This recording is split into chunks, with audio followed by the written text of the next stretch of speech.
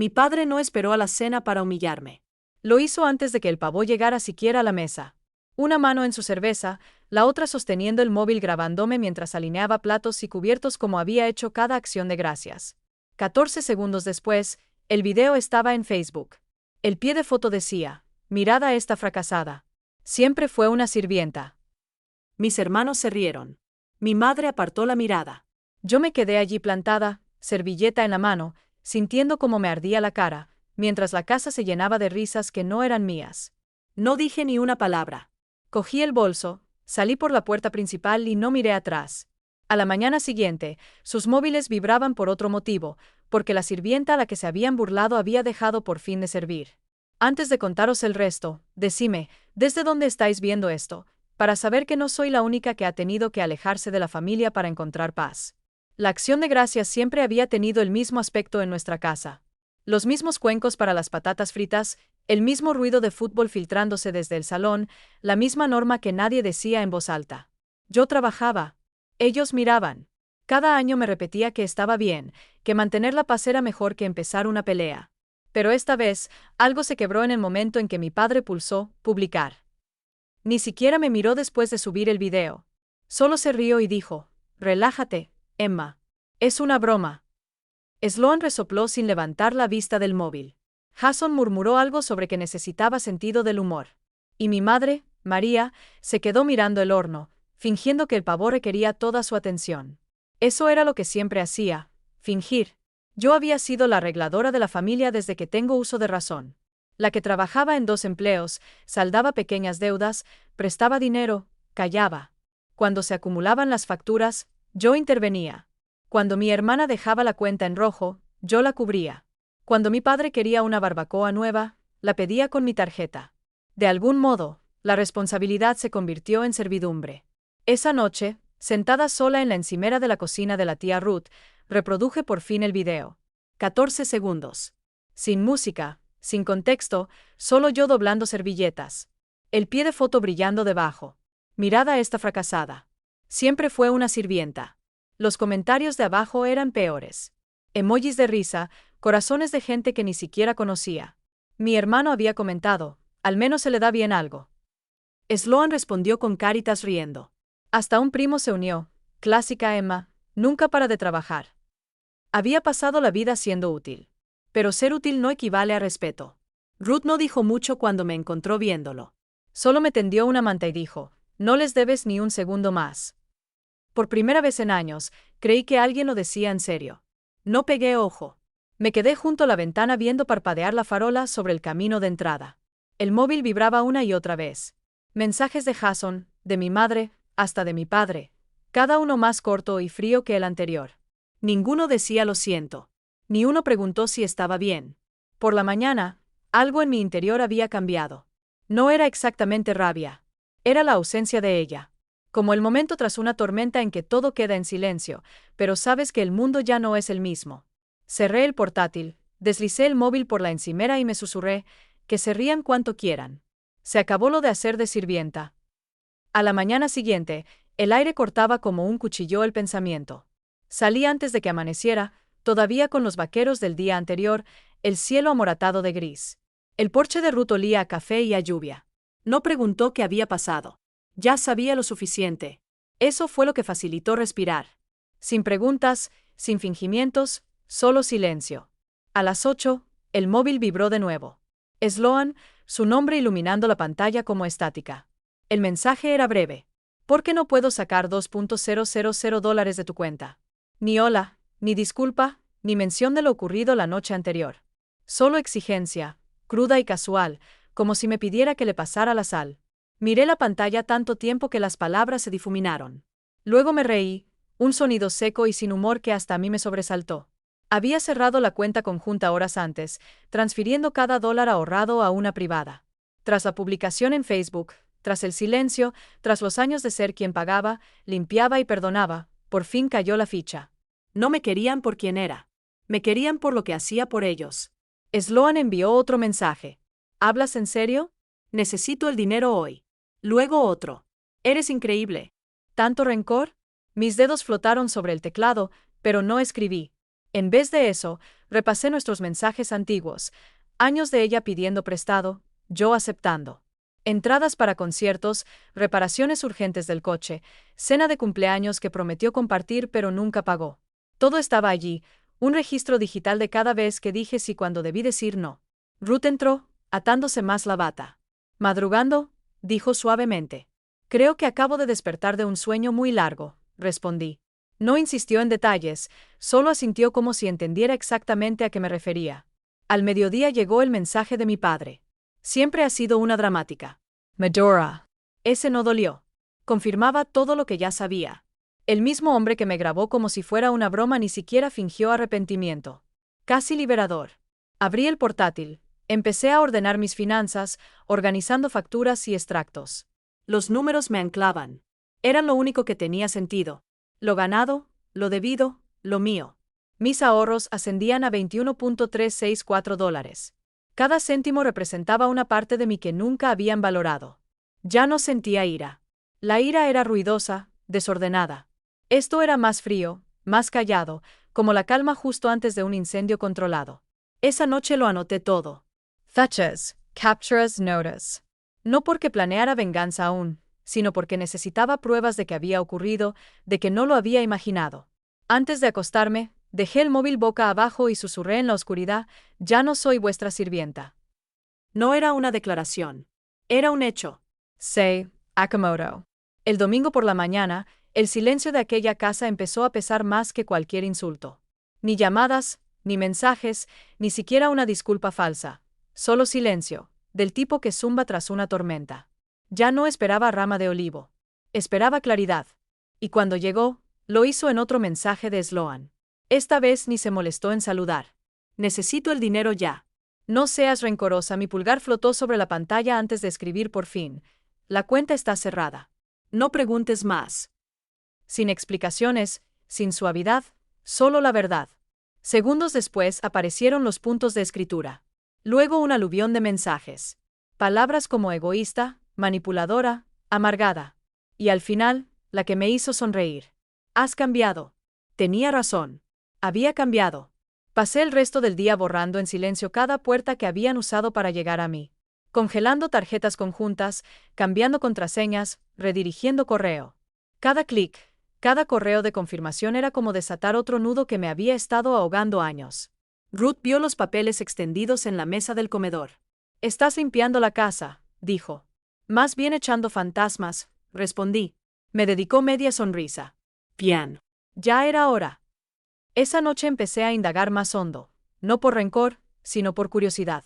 Saqué mi informe crediticio, algo que no revisaba desde hacía meses. El estómago se me encogió mientras cargaba la pantalla. 2 tarjetas de crédito, ambas a mi nombre. Una abierta con saldo de $2.400, otra cerrada con pagos atrasados. Yo no había abierto ninguna. La habitación pareció encogerse. Durante un largo minuto solo miré los números, el pulso acelerándose. Luego imprimí todo, metí las hojas en una carpeta y escribí en la portada, pruebas. Entré en el salón de Ruth y Daniel, el resplandor del televisor parpadeando en sus caras. Usó mi nombre, dije sin más. Ruth silenció el programa. ¿Quién? Mi padre. Al menos 2 veces, quizá más. Daniel se inclinó hacia adelante, voz calmada pero firme. Entonces documéntalo. Todo. Ya veremos qué hacer después. Sin gritos, sin caos, solo un plan claro. Era extraño lo serena que podía sentirse la justicia cuando por fin te pertenecía. Más tarde esa noche, abrí los mensajes una última vez. Otro texto de Sloan parpadeaba en pantalla. ¿Por qué haces esto?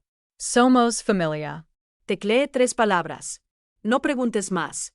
Luego añadí otra línea, 5 palabras que no tenía planeadas pero encajaban a la perfección. No le pidas a una sirvienta. Pulse enviar. Las palabras quedaron suspendidas en el aire como un espejo vuelto hacia quien las creó. Por primera vez, el silencio no era vacío. Era poder. No esperé a que nadie se disculpara. A la mañana siguiente de decirle a Sloan que no preguntara más, extendí todo sobre la mesa del comedor de Ruth. Papeles, capturas, extractos, pruebas de una vida entera pagando por gente que me llamó sirvienta. Cada hoja contaba la misma historia. Ellos tomaban, yo daba. Y cuando paré, me convertí en la villana. Daniel se sentó frente a mí, leyendo en silencio. Al llegar a las dos tarjetas de crédito del informe, una abierta y otra cerrada con pagos atrasados, no pareció sorprendido. Solo asintió una vez, como quien ve confirmada una sospecha de años. Ruth llamó a una abogada, amiga suya recomendada. La oficina era pequeña, paredes beige y olor a café rancio, pero la voz de la letrada era calmada, objetiva. ¿Autorizaste estas cuentas? No. ¿Tienes pruebas? Sí. Redactó una lista que sonaba más a plan de justicia. Presentar denuncias por fraude. Congelar crédito. Notificar al banco. Contactar con familiares. No se sentía venganza. Se sentía reparación. Esa tarde lo hice todo. Cada formulario, cada llamada, cada palabra oficial que sacaba mi historia del cotilleo familiar y la metía en registro legal. Cada correo de confirmación era otro nudo deshecho. Al volver a casa, había aparecido un nuevo grupo en el móvil. Jason, Sloan y yo. La primera foto me cortó la respiración. Mi antigua habitación, cajones arrancados, espejo hecho añicos. Pie de Jason. Día de limpieza. Luego Sloan. Deberías haber cogido tus cosas. Miré la pantalla hasta que dejé de sentir nada. Ruth se inclinó sobre mi hombro, sacó su propia foto. No borres nada, dijo. Minutos después, mensaje de mi primo Noah. Estaba cerca de casa de mis padres y podía ver si quedaba algo rescatable. 15 minutos más tarde, una foto, mi portátil, pasaporte y un montón de cartas en el asiento del copiloto. Salvado lo que pude, escribió. Le dije que no volviera. Esa noche llamé a varios familiares de los que mi padre había pedido dinero en mi nombre. Sus voces sonaban avergonzadas y quedas. Cada uno le había enviado cientos o miles, creyendo que yo estaba enferma o endeudada. Anoté cada nombre, cada cantidad. Cuando terminé, mi cuaderno parecía una autopsia de la confianza. Al congelar el crédito esa noche, no sentí ira, solo claridad. La ecuación del abuso por fin cuadraba. Lo que habían robado, lo que perderían. Hacia medianoche, llené un sobre grande con todas las pruebas, capturas, facturas, fotos, el mensaje de Sloan, el pie de Facebook y mi nota arriba. No le pidas a una sirvienta. Ruth no preguntó cuando agarré las llaves de su coche. La calle estaba en calma. Aire de noviembre cortante. Aparqué frente a la casa de mis padres, deslicé el sobre en el buzón y me fui sin llamar. No se sintió a venganza. Se sintió a cerrar un libro. A la mañana siguiente apareció un correo de un hombre desconocido, el jefe de mi padre. Había visto el video de Facebook antes de que lo borraran. Escribió, solo quería saber si estás bien. Sin juicios, sin sermones, solo eso. No respondí. El daño ya estaba hecho y esta vez no a mí. 2 días después llegó un sobre a casa de Ruth. Mi nombre, sin remitente. Dentro, 2 fotos antiguas, yo de bebé en brazos de María, y otra de acampada, el brazo de Víctor alrededor de mí. Debajo, una carta manuscrita. Siempre fuiste difícil. Te creías mejor que nosotros. Saqué un pequeño préstamo a tu nombre. Pensaba devolverlo. No era mucho. Leí esa línea hasta que perdió sentido, luego la añadí a la carpeta de pruebas. La gente siempre confiesa cuando cree que la confesión la salvará. No lo hará. La abogada confirmó lo que ya sabíamos. La carta era una admisión. Habló con calma, detallando el proceso. Denuncias presentadas, investigaciones abiertas, bancos contactados. Dijo que podía llevar semanas, quizá meses, pero calaría. La justicia real siempre va despacio. El jueves, Jason escribió, has montado un circo. Era una broma. Aguanta más. 10 minutos después, hablamos como personas normales. No respondí. Normal era su palabra para crueldad cómoda. Esa tarde, los mensajes de Sloan inundaron el móvil. Buzones de voz, textos, una línea furiosa tras otra. Intentó abrir una nueva tarjeta y saltó la alerta de fraude. ¿Qué has hecho? Has arruinado mi vida. Tecleé una frase. He protegido la mía. Por primera vez sentí que el peso cambiaba de lado. Por fin vivían con consecuencias que no podían pasarme a mí. Unos días después, María llamó. Dejé que saltara el buzón, pero siguió un mensaje. Tengo algo tuyo a salvo. Noah fue en su lugar. Encontró una cajita bajo mi antigua cama, un revoltijo de fotos, recibos y, en el fondo, un cartilla de ahorros.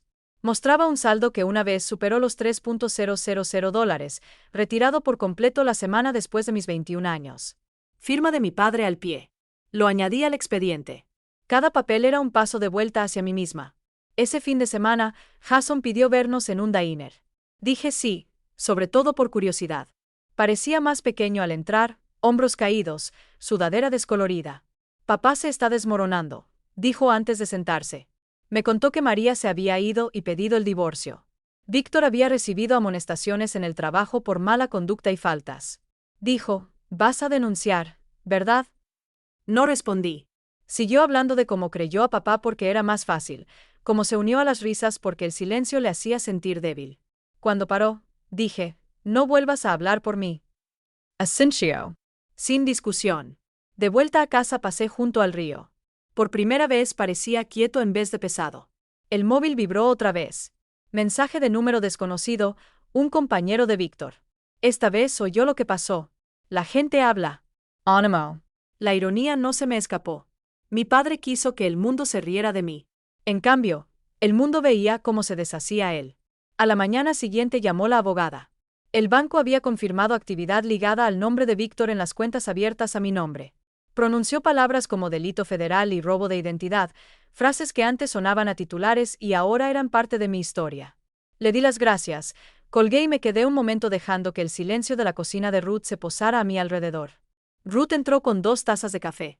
Negué con la cabeza, sonriendo. Puso una delante igual. Ya no tienes que servir a nadie, dijo. La dejé enfriar intacta porque, por primera vez, tenía elección. La primavera llegó lenta ese año, callada y constante, como mi vida reconstruyéndose sin pedir permiso.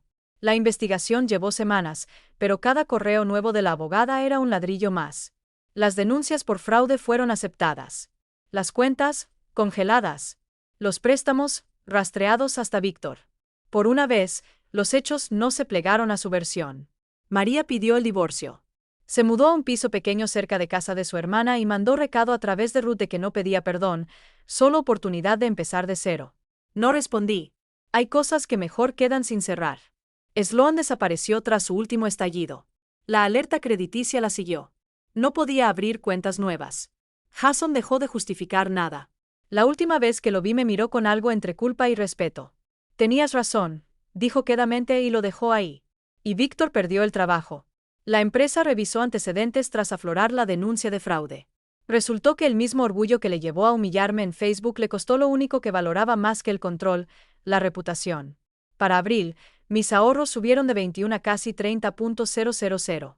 Conseguí un empleo de oficina estable, nada del otro mundo pero mío. Las horas eran tranquilas. Dormía. Comía. Aprendí cómo suena de verdad la paz. No era silencio. Era seguridad.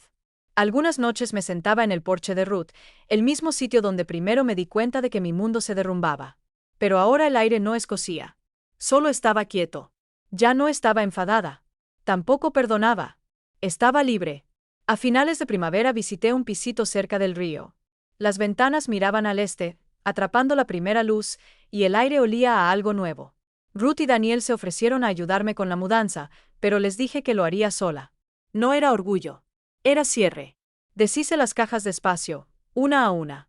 Sin ruido, sin pánico, solo calma. Mi vida por fin era mía. La gente aún pregunta qué pasó con mi familia. Les digo que nada. Solo conocieron la versión de mí que dejó de disculparse. Víctor perdió el control. Sloan perdió el acceso. Jason perdió las excusas. Pero yo no perdí nada que valiera la pena conservar. Una vez dijeron que siempre sería una sirvienta. En una cosa tuvieron razón. Sí serví. Serví lecciones que nunca olvidarán. Si alguna vez has tenido que alejarte de la familia para proteger tu paz, no estás solo. Comparte tu historia abajo y no olvides suscribirte para la siguiente.